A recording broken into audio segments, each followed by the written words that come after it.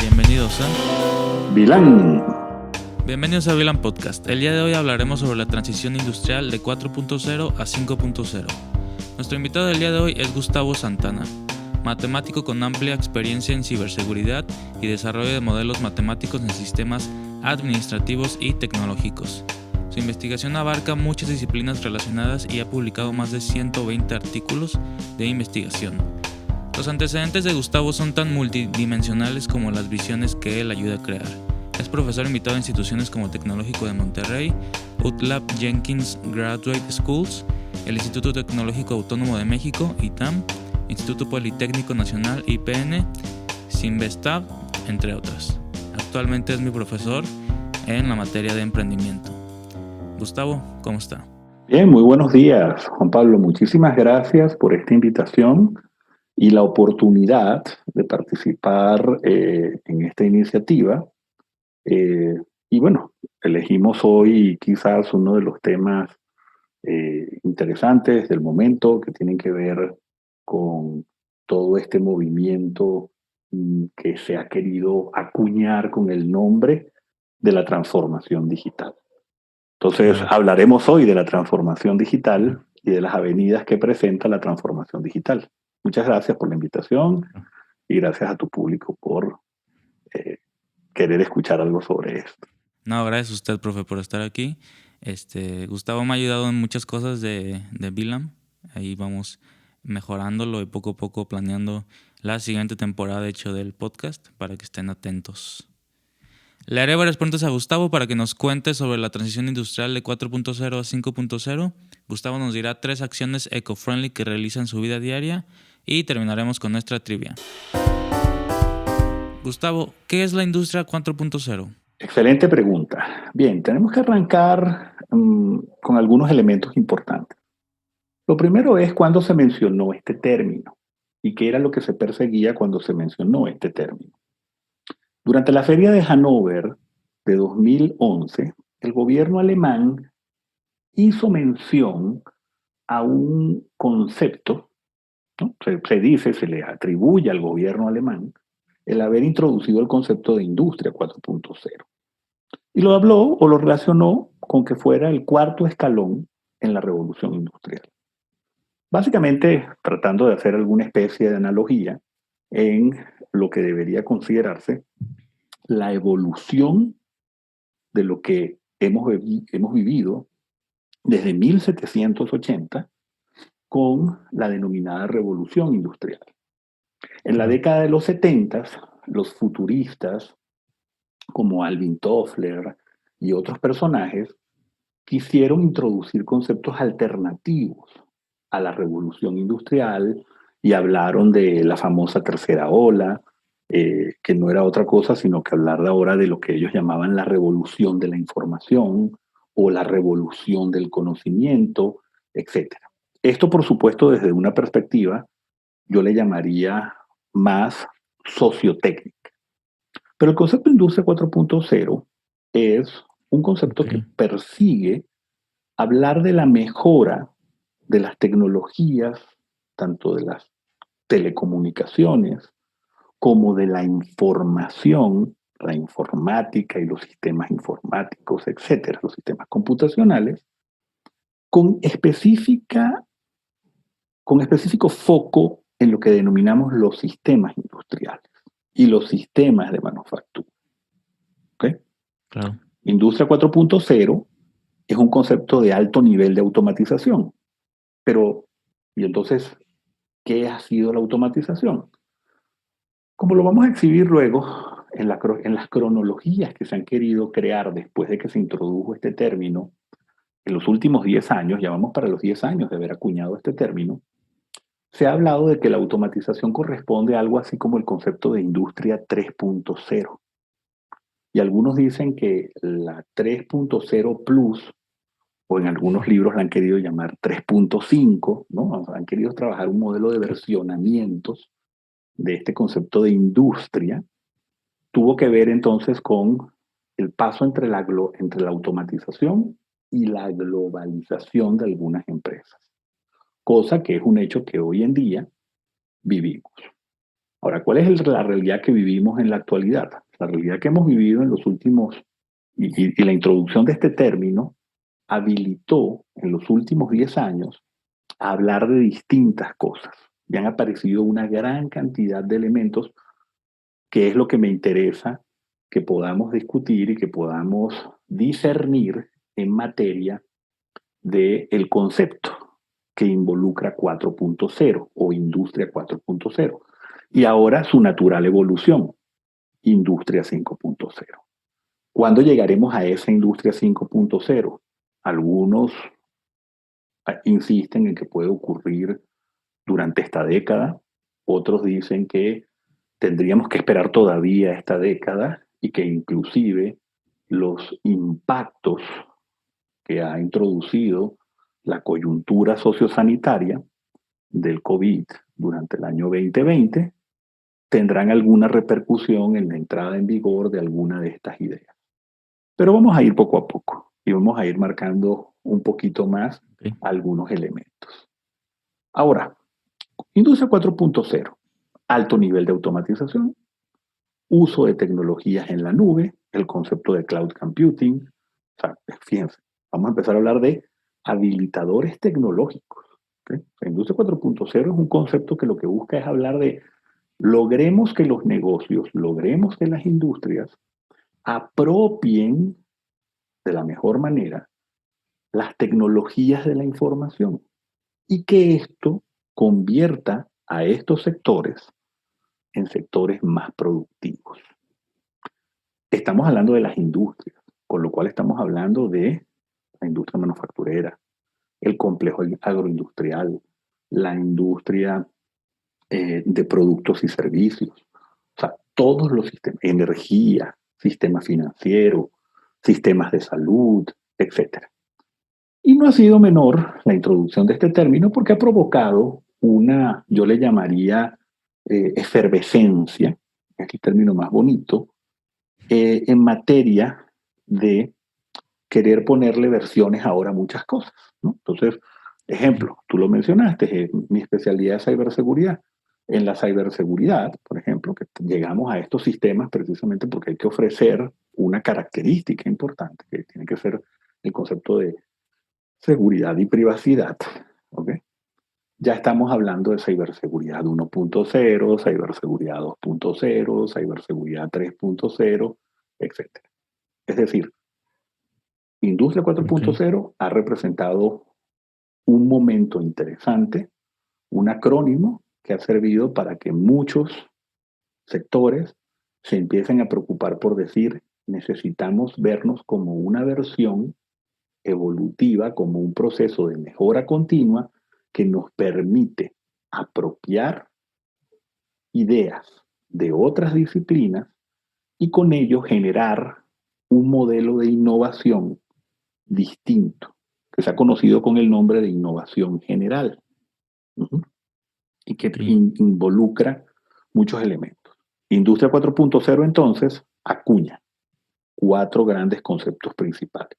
Digitalización, automatización, estandarización y luego vienen los conceptos que se prestan a la polémica, al diálogo, a la discusión, ¿no? Oye, hablemos de redes dinámicas, hablemos de este, aspectos sociales, hablemos de los siguientes pasos de lo que ya había arrancado en la década de los 70, que era la miniaturización. Ah, bueno, las nanotecnologías. O sea, ahora ya no hablamos de miniaturización, ahora hablamos de nanotecnologías. Ok. Y finalmente es eso, es un proceso de involucración de todos los aspectos de la evolución de las tecnologías. Ahora, ¿qué componente encontramos hueco aquí? Fíjate, hemos hablado de pura tecnología. ¿Dónde queda el factor humano? ¿Dónde queda el factor medio ambiente? ¿Dónde Claro. queda el factor ecológico? Pero sí es un hecho evidente que conforme vamos introduciendo estos elementos en las cadenas productivas, en el mundo convencional estamos sujetos a un proceso de continua evolución, tendrá que haber un momento en el que tendremos que producir la entrada de estos conceptos adicionales. Y eso es un poco, digamos, lo que hoy en día Industria 4.0, honestamente, no cubre, ¿no? Industria 4.0 se concentra en que las industrias sean tecnológicamente más eficientes, que las Ok. industrias sean tecnológicamente e informáticamente más integradas, más productivas, que puedan satisfacer, eso sí, una demanda que está basada en cuatro grandes principios. El principio de interoperabilidad, el principio de transparencia de la información, el principio de asistencia técnica y un principio muy interesante llamado descentralización, que es una tendencia natural que tienen todos los negocios, que tiene la visión sectorial del mundo en la actualidad con relación a los principios evolutivos y con relación a las transformaciones que se están dando a ese respecto. Si aún no estás suscrito al podcast, suscríbete. ¿Qué es la industria 5.0, profe? Wow, ok. Bueno, fácil, ok. Si lo decimos de manera sencilla, de manera orientada, ok. 5.0 es la evolución de 4.0, ¿no?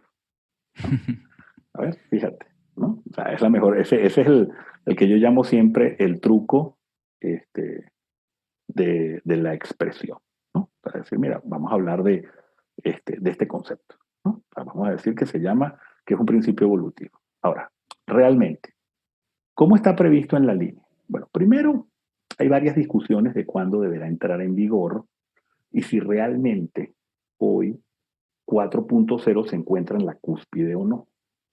Yo estaba leyendo recientemente un artículo donde uno de los autores, inclusive de los grandes promotores de este tema, decía, no, todavía nos quedan muchos años de industria 4.0 antes de hablar de la famosa industria, de este principio evolutivo.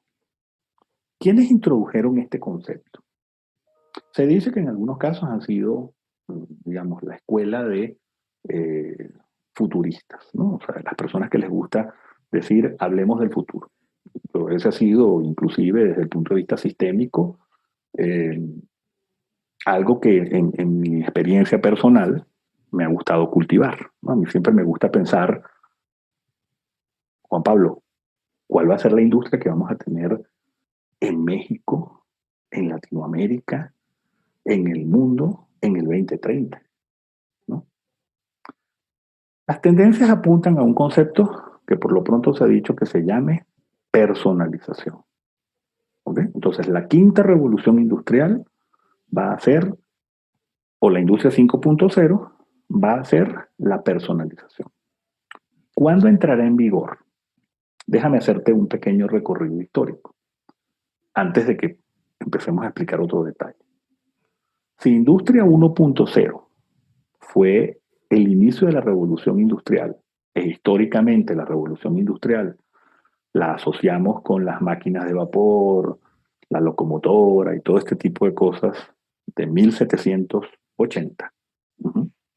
Tomaron prácticamente 100 años para que se hablara de la industria 2.0, que hoy en día se asocia a la entrada en vigor de los principios de electrificación. Otra cosa que marcó el cambio en la sociedad, ¿no? Primero fue la máquina de vapor, permitió hacer muchas cosas, hacer trabajos más duros, más rudos, crear máquinas, hablar de metalmecánica, hablar de todo este tipo de cosas. Y luego en el 1870 empezamos a hablar de electricidad en grande. Y luego pasaron otros 100 años y llegamos a 1970. Y algunos dicen que fue ese el punto en el que se inició con la famosa industria 3.0. Esa industria 3.0 se le ha llamado automatización, robotización. Cuidado, la robotización de los 70, ¿no? Claro. Esa robótica industrial pensada en general para, igual, metalmecánica ayudando al hombre a ser más productivo. Luego vendría el concepto de 4.0. Si de 1970 a 2011 sumamos, son 30 años. Entonces ya no son lapsos de 100 años, como pasaba antes, ¿no? 1770, 80, 1870, 1970, sino que ahora es 2010. 30 años después ya estamos hablando de una industria que la que quisimos llamar 4.0.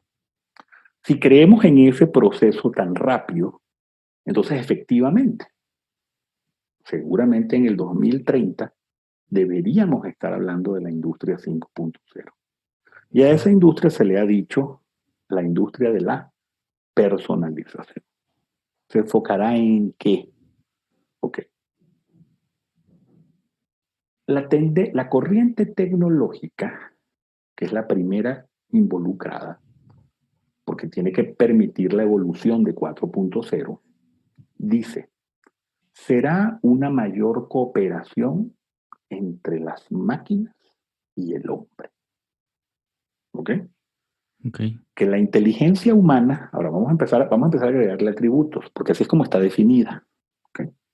Que la inteligencia humana armonice con el cómputo cognitivo, que es la vertiente general en ciencias de la computación que engloba a la famosa inteligencia artificial y a todos los campos que se han querido derivar del estudio de la inteligencia artificial. Ahorita vamos a llegar vamos a tener que tocarla porque aquí hay un principio interesante. Ahora, ¿qué debe permitir esto? Debe poner al humano en una posición distinta con relación a la producción industrial, en una posición en la que los robots, se va a llamar la economía de los robots, sea la que se encargue de llevar la mayoría de los procesos industriales. Uh-huh. Que los trabajadores puedan mejorar sus capacidades y sus habilidades cognitivas y metacognitivas. ¿Ok? Que puedan agregar valor en la cadena de valor de una manera distinta a la producción y que permita adicionalmente, desde el punto de vista productivo, el principio de personalización y de individualización de la producción. Algunas implicaciones inmediatas. Y la tienes el día de hoy, precisamente en esta famosa emergencia sociosanitaria, económica, y que va a empezar a ser hasta cultural en unos cuantos meses. ¿Okay? Inesperadamente, desde el punto de vista de su entrada, no desde el punto de vista de su posible existencia, hemos sido golpeados durante el año 2020 por el fenómeno emergente del COVID-19. Es un fenómeno emergente. Si tú lo quieres analizar de manera orientada, tendrías que decir inclusive que es hasta coyuntural. ¿Okay? Es una cosa que surge de repente y ya. Nada más que como discutíamos en otro webinar que me tocó trabajar con una excelente colega y profesora, dijimos, estamos pasando de lo emergente a lo permanente. O sea, estamos transitando a una nueva forma permanente de las cosas. Esa nueva forma permanente de las cosas se le quiso llamar, graciosamente, en los meses pasados, nueva normalidad. Y yo digo graciosamente, en el sentido sensato de que queremos verlo como si fuera una especie de normalidad. ¿Ok? Pero no es normal. No, no, tú no vas a regresar a una condición normal.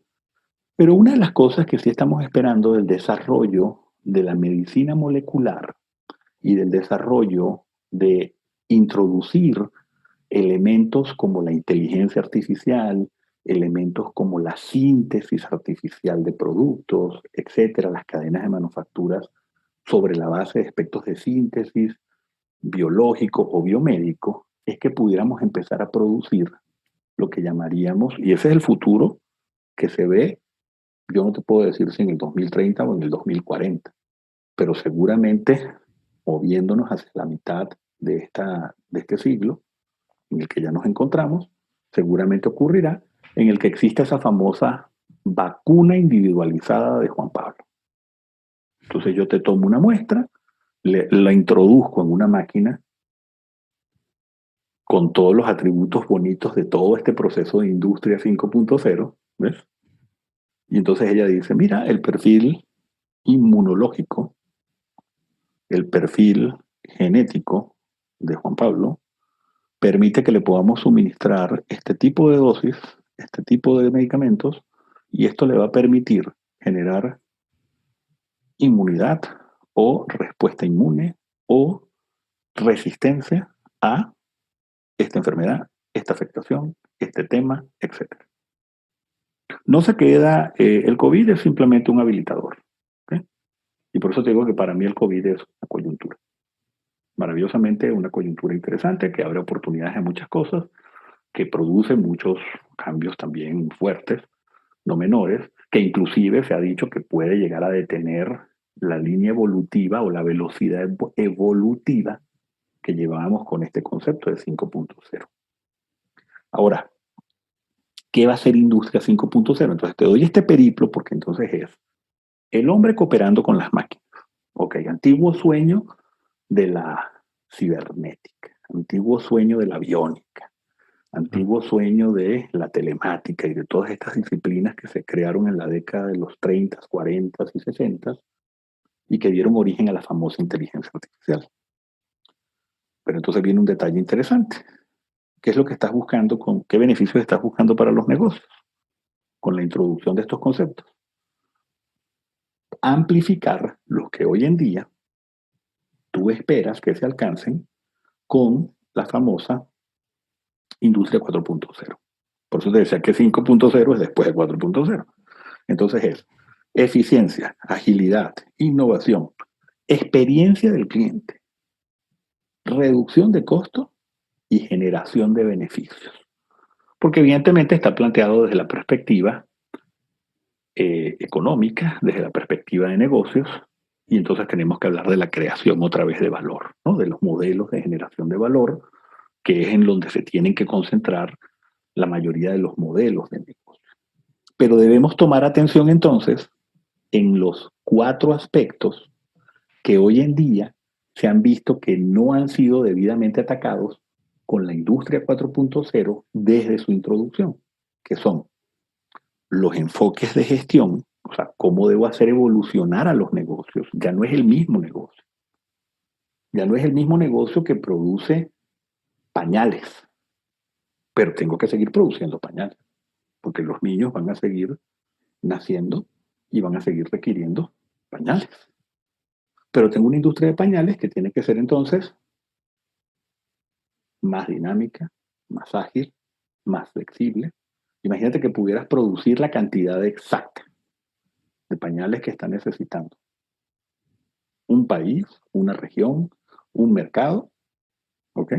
Durante el próximo año, tomando en cuenta las previsiones o los pronósticos de nacimientos de los niños.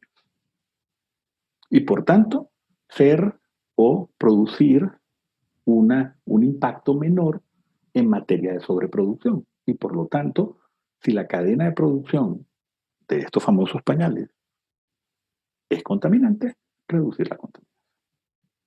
Claro. O producir un impacto diferente. Ese es el primero. El segundo, cultura organizacional. El tercero, confiabilidad.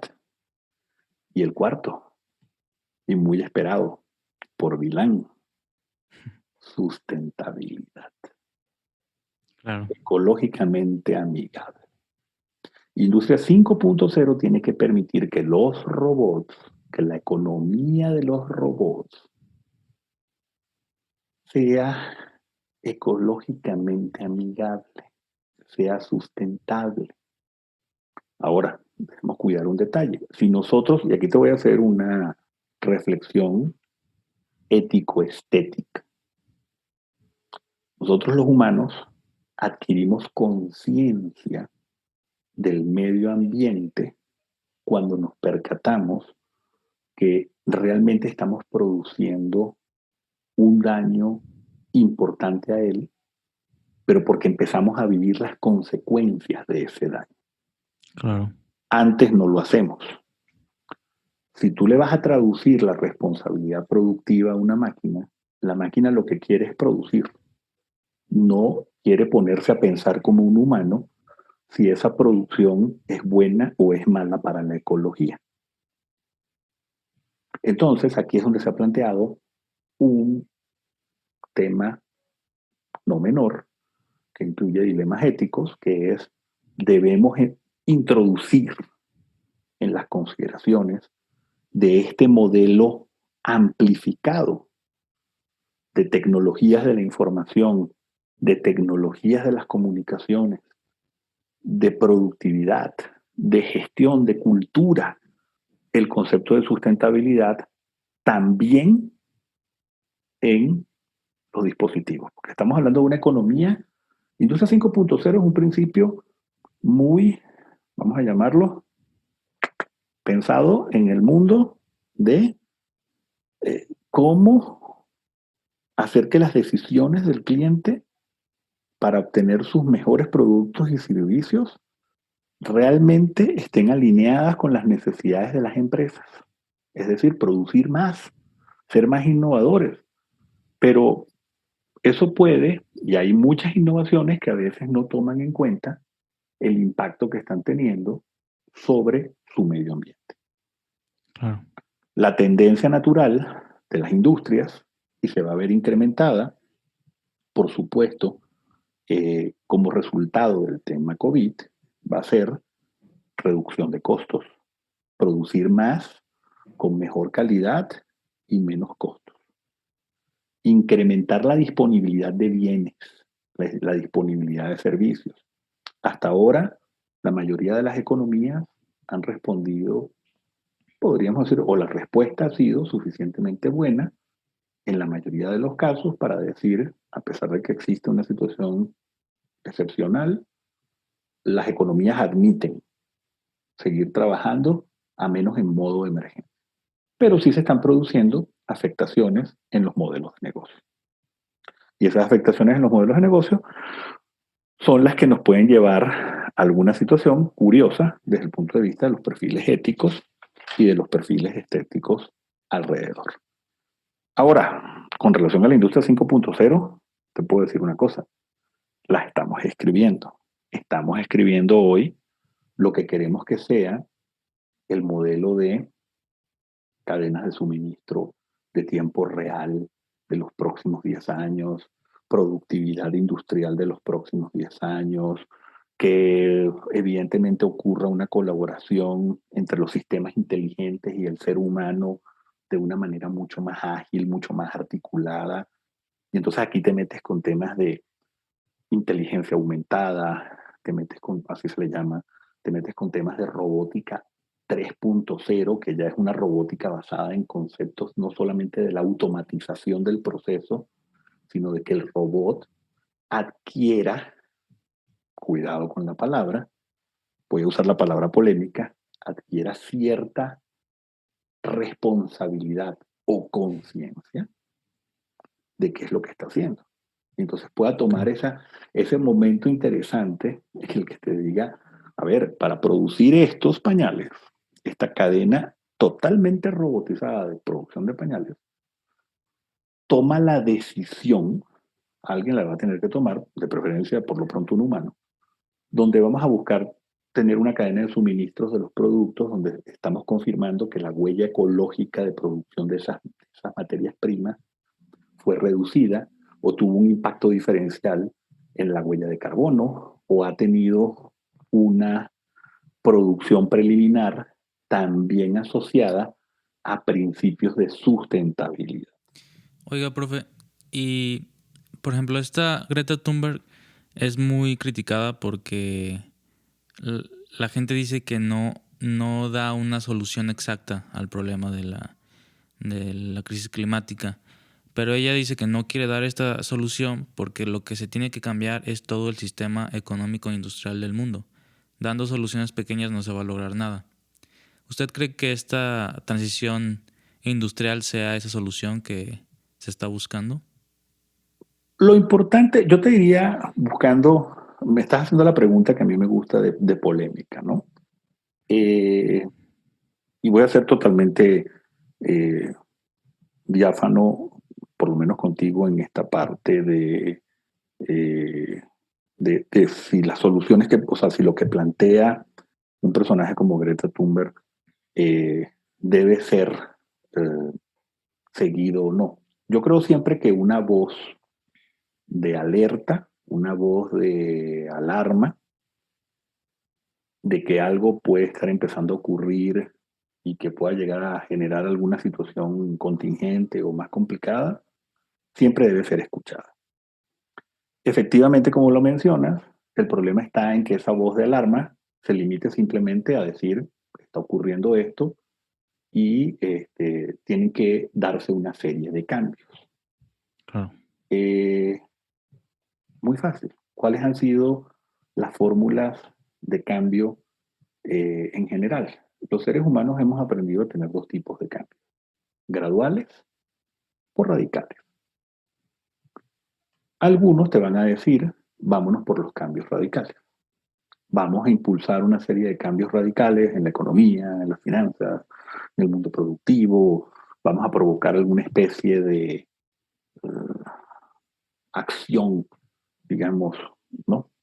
Que produzca cambios desde los cimientos en la perspectiva económica, social, ecológica, etc. Otros más, yo le llamaría pausados. A mí a veces me gusta incluirme en ese grupo. O sea, yo a mí no me gusta pensar que, digamos, mis posturas deban ser más radicales, aunque pueden ser polémicas, que es distinto. Decir, mira, si existe la manera de que podamos, no necesariamente de manera paulatina, pero sí con ciertos momentos importantes, con brincos especiales, producir estos cambios.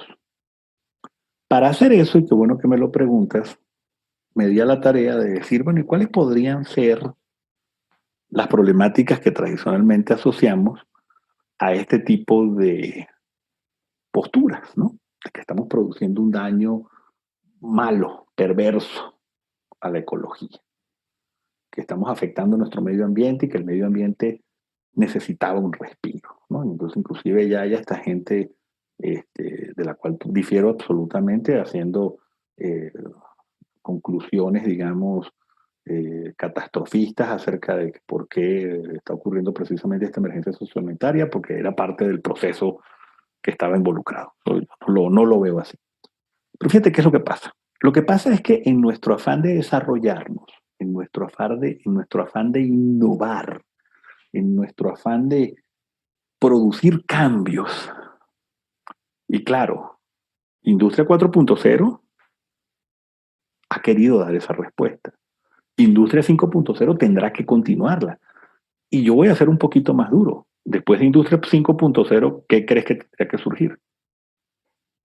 Pues el Pues siguiente, Industria ¿no? 6.0. 6.0. O sea, si estamos hablando de versiones y estamos diciendo que una cierta versión cubrirá un cierto objetivo, aparecerán nuevos objetivos incrementales en la siguiente versión. Claro. Como Industria 5.0 quiere ser más rápida, más escalable, más, perdón por el anglicismo, people concern, o sea, más centrada en la persona, más preocupada por la persona, y que eso se supone que va a mejorar la productividad.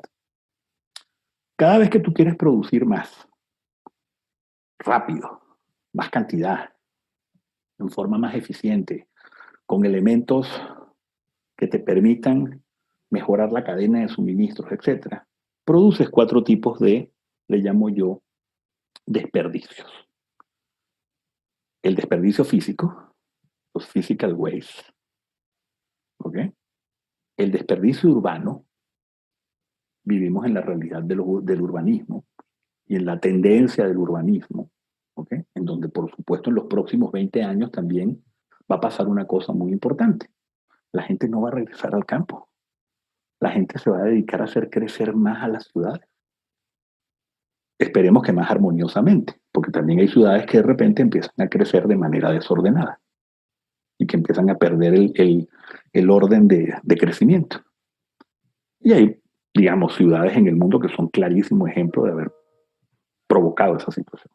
Entonces tienes lo que yo llamo los desperdicios físicos, los desperdicios urbanos, los desperdicios de proceso, que son los que las propias fábricas en su afán de producir más, tienen que producir más contaminantes, tienen que producir más residuos de algo que tenía que era parte de la cadena productiva y que en este momento el proceso no lo permite, y más residuo social. Son las 4 formas de residuo que a mí me gusta tipificar. Y que ahí es donde están las preguntas y los retos. No hay respuestas. Sí hay algunas, pero no hay respuestas definitivas a estos famosos 4 desperdicios.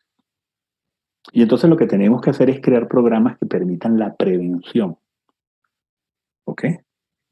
Que producen estos desperdicios, estos elementos en la economía y en el ambiente. Y a eso es a lo que hay que aplicarle una muy buena atención. En ese punto, yo creo que son puntos de discusión a futuro. Honestamente, te diría que eh, siempre que me he preocupado por entender estos elementos, hay que entender que estos famosos desechos físicos urbanos de proceso y sociales tienen distintos niveles de implicación, ¿no? Tienen lo que yo llamo la implicación, por ejemplo, eh, de, a ver, ¿qué es lo que esperamos que nos traiga la industria 5.0? Entonces tú dices, bueno, yo espero que me traiga más productividad, mejor conciencia social. Bueno, espérate, pero la conciencia social ¿en qué nivel? En el nivel medio ambiente, en el nivel comunitario, en el nivel de las capacidades y el tipo de ser humano que queremos para el futuro. Entonces, preguntas, ¿no? O sea, hay muchas vertientes, hay muchas variantes. ¿Cómo la industria 5.0 me va a provocar ese famoso paso de transformación, cualquiera que sea, disruptiva o no, cualquiera que sea, en las innovaciones de los ambientes de negocio y en la vida social? ¿Qué quiero ser yo como sociedad? Sí, quiero vivir en un ambiente, por supuesto, menos contaminado. Quiero vivir en una comunidad eh, más orientada hacia la consecución de servicios, donde los servicios públicos y los servicios comunitarios estén debidamente articulados. Por supuesto, ese es el aspiracional de todos los seres humanos. Claro. Y eso es lo que estamos buscando cuando queremos hablar de las famosas agendas de transformación. Lo que ocurre es que, claro, cada sector tiene que empezarse a preocupar.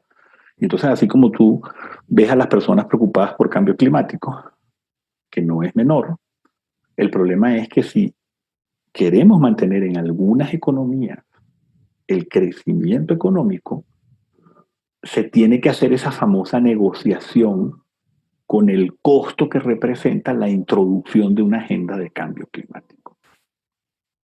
Y entonces ahí es donde empiezan los puntos de vista pues controversiales, algunas veces contradictorios, otras veces perfectamente polémicos, ¿no? E inclusive que llevan a situaciones de ruptura y a situaciones de radicalización. Yo no soy partidario, creo yo que estamos en un buen momento de no radicalizar, pero de sí pensar que tenemos que ir construyendo y que habrá momentos en los que se producirán pequeños brincos, si nos permitimos la imagen, yo le llamo académica, pequeños brincos cuánticos, ¿okay? Que un brinco cuántico es una cosa inmensa, ¿no? Sí. Desde el punto de vista de su explicación es una cosa inmensa, es una maravilla, para poder hacer este tipo de cosas, ¿no? Y cambiar, o sea, girar algunas cosas, reformular algunas ideas. Eso es lo más importante. Profe, ahora díganos 3 acciones que realiza EcoFriendly en su vida diaria? Mira, siempre estoy preocupado. Hay 3 cosas que debemos ahorrar como nuestra respuesta ecológica en general, ¿no? Y esto tal vez es un pequeño twist a lo que veníamos hablando, pero eh,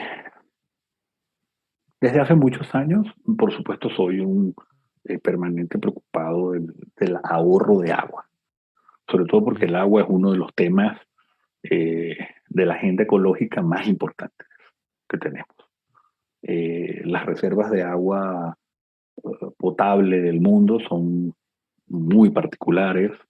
Eh, Vivimos, nos ha tocado, a mí me ha tocado pues en los últimos años vivir en México como país, eh, y aquí el estrés hídrico no es menor, tanto estos problemas de estrés hídrico pueden llegar a ser significativos, sobre todo cuando te mueves en el mundo de la